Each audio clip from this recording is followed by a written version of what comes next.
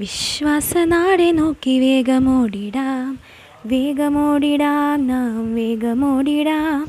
വിശ്വാസനാടെ നോക്കി വേഗമോടിടാം, വേഗമോടിടാം, നാം വേഗമോടിടാം. നമുക്കിവിടെ നിലനിൽക്കും നഗരമില്ലല്ലോ, നമുക്കിവിടെ നിലനിൽക്കും വീടില്ലല്ലോ.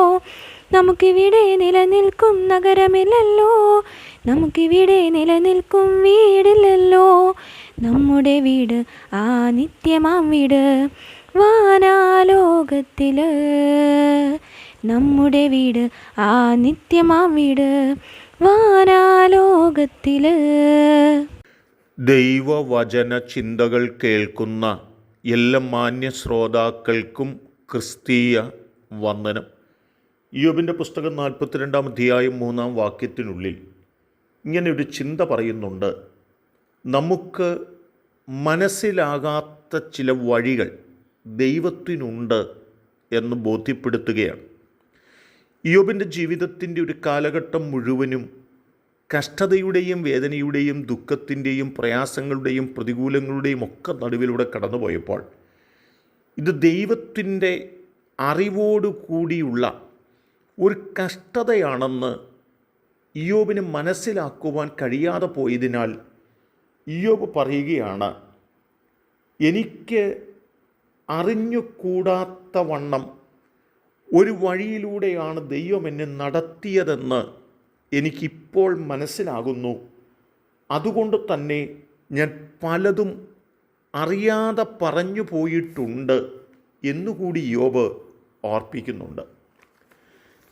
പല ദൈവപ്രവൃത്തികളും അതിൻ്റെ നിലകളിൽ നടക്കുമ്പോൾ അതിൻ്റെ ആഴങ്ങളും ഗൗരവങ്ങളും നമുക്ക് ചിലപ്പോൾ മനസ്സിലായി എന്ന് വരികയില്ല.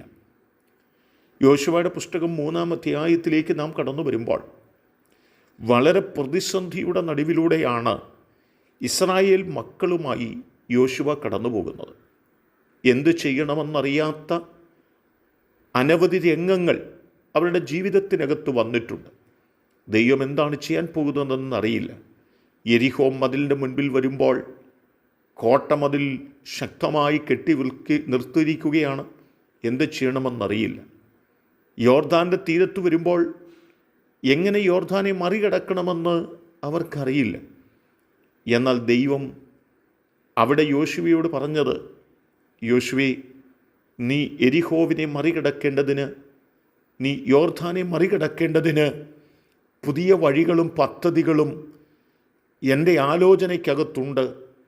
തക്ക സമയത്ത് ഞാനത് നിനക്ക് ബോധ്യപ്പെടുത്തി തരാമെന്ന് പറയുമ്പോഴാണ് ദൈവ സാന്നിധ്യത്തെക്കുറിച്ചുള്ള ആഴമായ ബോധ്യത ഭക്തന്മാർക്കൊക്കെ ഉണ്ടായിട്ടുള്ളത്. യെരിഹോ മതിലിൻ്റെ ചുറ്റിലും അവർ നിൽക്കുകയും അതിന് ചുറ്റും അവർ നടക്കുകയും അവർ ആർപ്പ് വിളിച്ചപ്പോൾ ദൈവത്തിൻ്റെ ഹിതപ്രകാരം യെരിഹോ മതിൽ ഇടിഞ്ഞു വീഴുകയും ചെയ്യുവാൻ ഇടയായി തീർന്നിട്ടുണ്ട്. യോർദാൻ്റെ തീരത്ത് വന്നു നിൽക്കുമ്പോൾ യഹോവയെ ദൈവം യോശുവയോട് പറഞ്ഞത്, യഹോവയുടെ പെട്ടകം ചുമക്കുന്ന പുരോഹിതന്മാരോട് കാല് വെള്ളത്തിലേക്ക് വയ്ക്കുവാൻ പറക. കടലിൻ്റെ നടുവിലെത്തുമ്പോൾ ആ പെട്ടകവും ചുമന്നുകൊണ്ട് അവരവിടെ നിൽക്കട്ടെ.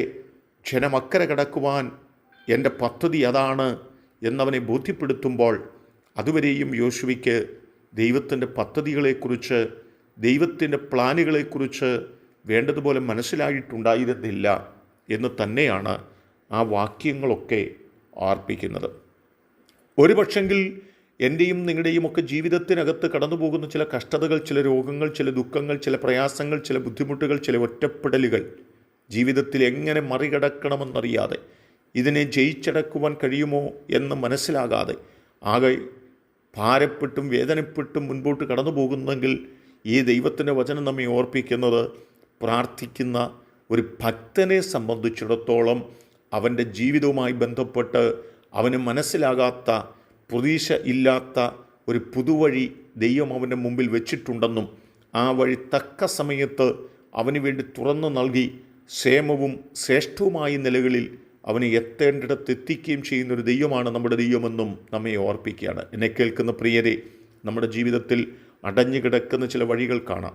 കടന്നു പോകാൻ സാധിക്കുമോ എന്ന് സംശയിക്കുന്ന ചില മണ്ഡലങ്ങൾ കാണാം. പക്ഷെ നമുക്ക് മനസ്സിലാകാത്ത ചില പുതുവഴികൾ ദൈവം നമ്മുടെ മുമ്പിൽ വെച്ചിട്ടുണ്ട്.